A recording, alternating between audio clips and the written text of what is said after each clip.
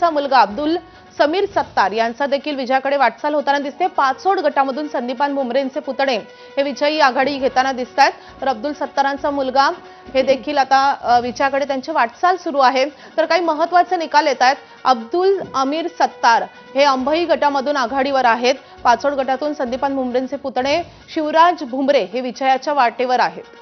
अर्चना पाटील यांच्याबद्दल आपण बोलत होतो। त्यांनी ज्यावेळी आपला फॉर्म भरलेला होता त्याचवेळी त्यांनी जिल्हाध्यक्ष पदावरती दावा केलेला होता आणि त्यावरून बरेच आरोप प्रत्यारोप रंगले। अगदी तानाजी सावंत यांनी सुद्धा आक्रमक होत त्यांच्या विरुद्ध टिप्पणी केलेली होती आणि अखेर त्या विजयी झालेल्या आहेत।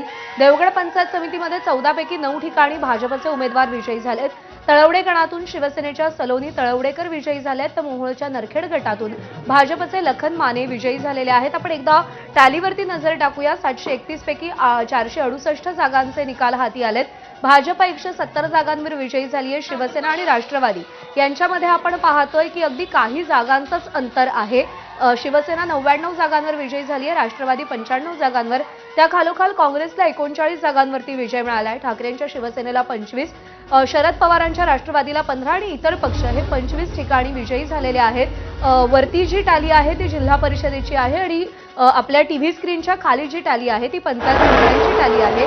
125 पैकी 32 पंचायत समित्यांचे निकाल हाती आलेत, त्यापैकी 12 पंचायत समित्यांवरती भाजप विजयी झाली आहे। शिवसेना 6, राष्ट्रवादी 8, काँग्रेस 5, ठाकरे सेना 1 आणि शरद पवारांच्या राष्ट्रवादीला एकाही पंचायत समितीवरती अद्याप यश मिळालेलं नाहीये। एक खूप मोठी पिछाड गेल्या काही निवडणुकांमध्ये राष्ट्रवादी शरदचंद्र पवार गटाची माधवी आपल्याला पाहायला मिळते।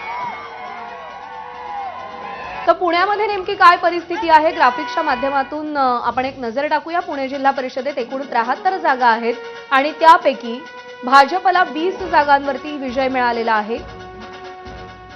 शिंदेंच्या शिवसेनेला 7 जागांवर विजय मिळालाय। अजित पवारांच्या राष्ट्रवादीला 25 जागांवर विजय मिळालाय। काँग्रेसला खातही उघडता आलेलं नाहीये। उद्धव बाळासाहेब ठाकरे यांच्या शिवसेनेला 1, शरद पवारांच्या राष्ट्रवादीला 3 जागा मिळालेल्या आहेत, तर इतर पक्षांना एकही जागा मिळालेली नाहीये। 73 जागा पुणे जिल्हा परिषदेच्या आहेत आणि त्यातले हे निकाल हाती आलेले आहेत।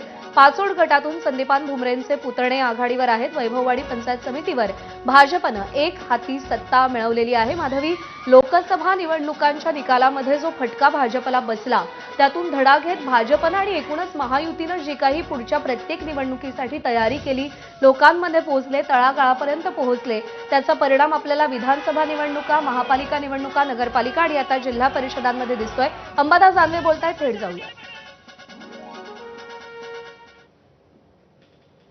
मध्ये 1 लाख किलोचा चर्चा सध्या अंतर्गत सुरू आहे, यावर काय सांगाल? मग आता फुटीच्या उंबरठ्यावर आहे। फुटीच्या उंबरठ्यावर अजून या गोष्टीला आपण घाई करतो असं मला वाटतं।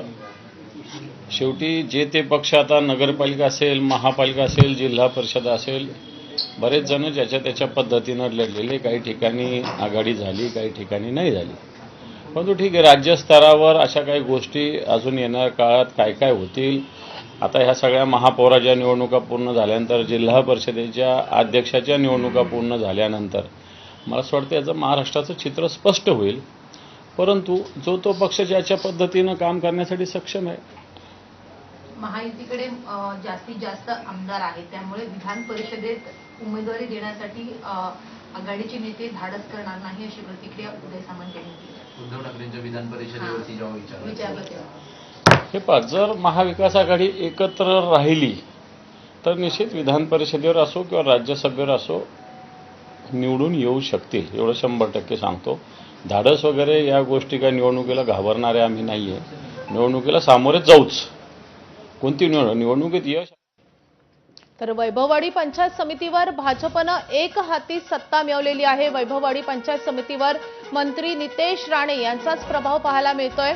अर्थात सिंधुदुर्ग जिल्ह्यामध्ये नितेश राणे यांनी मोठी ताकद पणाला लावलेली होती, कारण नगर परिषदेच्या निवडणुकीमध्ये काहीसा पराभवाचा सामना त्यांना करावा लागलेला होता आणि तोही त्यांच्या बंधूंकडून, आणि त्यातून धडा घेत खरं तर नारायण राणेंनी ही निवडणूक आपण एकत्रित लढवतोय, महायुती म्हणून लढवतोय हे खूप आधीच जाहीर करून टाकलेलं होतं आणि त्यामध्ये आता भाजपचा एक पक्ष म्हणून भाजपचा आणि नितेश राणेंचा एक मोठा विजय होताना दिसतोय। वैभववाडी पंचायत समितीवर भाजपची एकहाती सत्ता आलेली आहे।